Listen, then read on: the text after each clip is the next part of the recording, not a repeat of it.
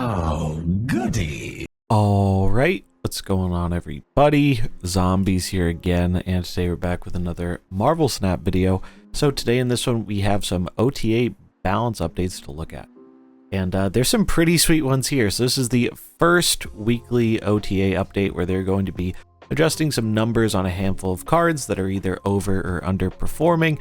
Now, keep in mind with these updates, they generally can only change the cost or the power.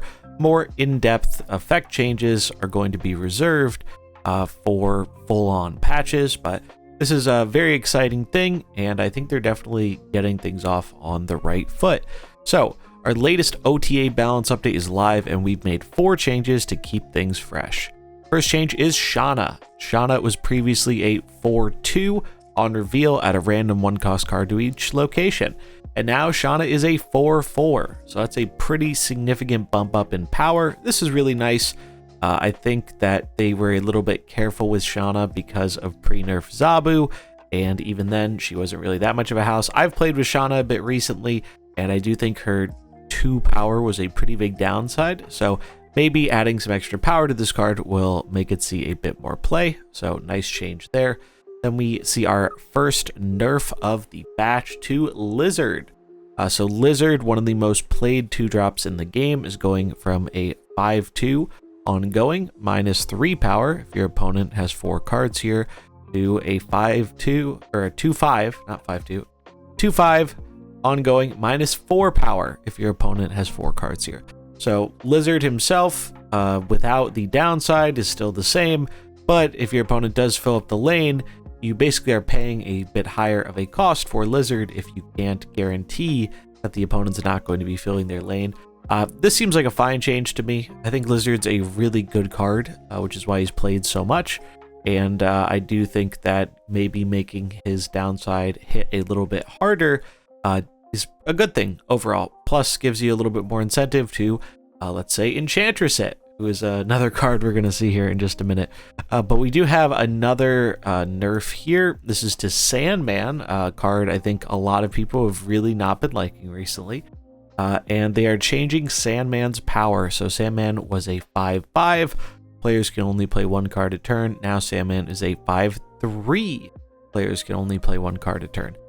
So good change, I think, overall. I do think that Sandman was just kind of a bit more efficient than he needed to be for the cost. So now there is a little bit more of a tempo loss when you're playing Sandman, which is kind of how he worked originally when he was a 4/1. So I'm not really too bothered to see a change like this. Still think the card is very playable in the archetype it is being used in. Though maybe RIP the Sandman Cerebro 5/3.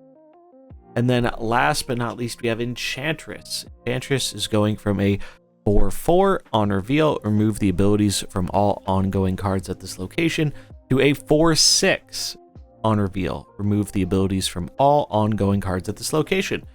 So Enchantress has always been a bit more of a not popular tech card compared to Shang-Chi. You really mainly only saw it in Sarah. Sometimes it would slot into fringe places, but mostly just Sarah.